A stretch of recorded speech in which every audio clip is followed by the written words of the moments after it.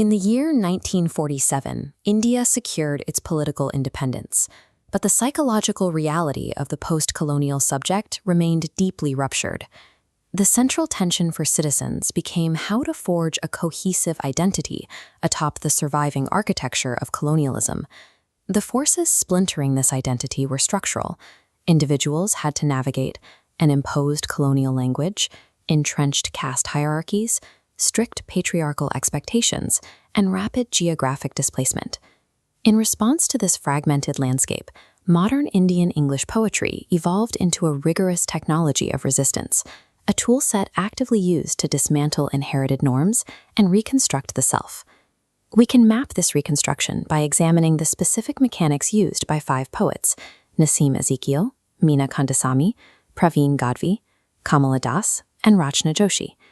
Each of these writers utilizes a distinct literary architecture to attack a different structural pressure. They deploy satire, countermyth, confession, and paradox to actively break down identities that were forced upon them. Decoding these poetic frameworks reveals exactly how the modern Indian subject rebuilds its own consciousness, strictly on its own terms. The first structural barrier to a unified identity is language. For post-1947 India, the legacy of English posed a significant problem: how to speak authentically using the language of the former colonizer. Poet Nissim Ezekiel tackled this directly. Look at Ezekiel's line, "Why world is fighting." Ezekiel deliberately deploys localized English as a precise artistic strategy. This illustrates Homi K. Bhabha's post-colonial hybridity.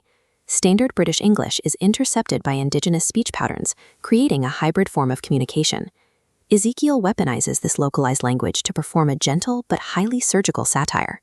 By capturing the exact cadence of everyday Indian speech, he forces the reader to listen to the speaker's actual ideas, bypassing grammatical polish. And what he satirizes is a very specific, absurd optimism. His speaker earnestly preaches about global peace and universal brotherhood, completely ignoring the intense poverty and social inequality actually happening within the newly independent nation.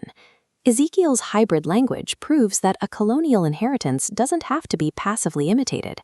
By aggressively reimagining English, Ezekiel exposes the gap between nationalistic ideals and post-colonial realities. Language is only one fracture point. Social identity, dictated by the caste system, is another. This is poet Meena Kandasamy, whose work interrogates caste hierarchies. Kandasamy targets the ancient myth of Ekalavya, a highly talented tribal archer. A powerful teacher named Dronacharya demanded Ekalavya cut off his own thumb as payment, destroying the archer's future to protect a high caste student. Kandasamy rejects this myth as a noble sacrifice.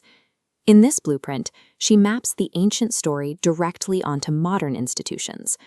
The physical thumb is replaced by systemic exclusion, unequal access, discrimination, and psychological isolation. She explicitly calls us the bitter guru dakshina. Modern educational institutions demand the sacrifice of genuine merit and talent from Dalit students, solely to protect the inherited privilege of the elite. While Kandasamy critiques institutional exclusion, Pravin Gadhvi takes aim at modern materialism in his poem Laughing Buddha, represented by the figure seen here. To dissect Gadhvi's critique, we have to look at the philosopher Henri Bergson and his theory of comedy. Bergson argued that laughter requires a momentary anesthesia of the heart. If we feel intense sympathy, we cannot laugh. Comedy only happens when we detach emotionally and observe human behavior objectively. Applying this framework, Gadhvi's Buddha laughs because human society has become rigid. Instead of living spontaneously, humanity operates like machinery, mindlessly chasing money, status, and violence. The Buddha's detached laughter highlights that spiritual emptiness.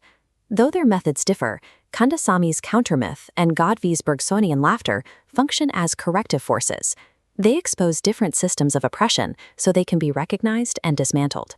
Moving from public institutions, the post-colonial subject is also fractured within the intimate, private sphere. Kamala confronts this reality directly. Confessional poetry removes the poet's mask to expose taboo subjects. Das adapts this model into a matrix of Indian socio-cultural constraints. In an introduction, she forces these commands to shatter, rejecting orders to be a wife or cook, claiming her identity through the pronoun I. Das pushes this further by asserting her sexual autonomy. In mid-century India, female desire was heavily silenced. By openly discussing her physical relationships without shame, Das reclaims ownership of her own body from a conservative patriarchal structure. She makes a parallel demand for linguistic autonomy. Das claims English as her own territory, insisting that the language she speaks, with all its distortions, belongs entirely to her. By weaponizing the confessional mode, Das bridges the distance between private suffering and public protest. Her work recalibrates isolated female trauma into a political rejection of socially constructed gender roles. The final fracture of the post-colonial subject occurs through geographical displacement. Poet Rachna Joshi examines this psychological geography in her poem Leaving India. To map the emotional reality of migration, diasporic writers utilize the architecture of paradox, represented in this overlapping Venn diagram center.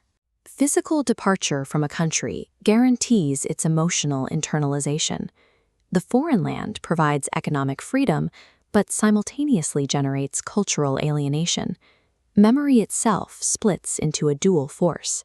For the diasporic subject, remembering the homeland is a tool for preserving cultural identity, but that exact same memory acts as a painful, constant reminder of permanent exile. Joshi refuses to resolve this by romanticizing the past. She presents India as a paradox of its own, a nation characterized by ancient magnificence, but also deep inequality. Diasporic identity does not mean replacing one culture with another. It means accepting a hybrid consciousness, where these contradictions are sustained, lived with, and deliberately left unresolved. Which brings us back to the core question. Under the weight of historical colonialism, entrenched social caste, patriarchal control, and modern exile, what constitutes the self in post-independence India? The answer is found in the architectural blueprints left by these poets: Ezekiel's localized English, Kandasamy's countermyths, Gadhvi's Bergsonian detachment, Das' weaponized confessions, and Joshi's embraced paradoxes. This is the gold that binds the pieces together. The resulting post-colonial subject is never singular. It is a complex, negotiated matrix, built upon acts of resistance. When confronting systemic pressures designed to erase individuality, the simple act of defining oneself, speaking in the first-person I, is an inherently political act of defiance. Modern Indian English poetry provides the essential intellectual scaffolding to dismantle structural oppression. These literary frameworks function as the active machinery for literating the modern subject.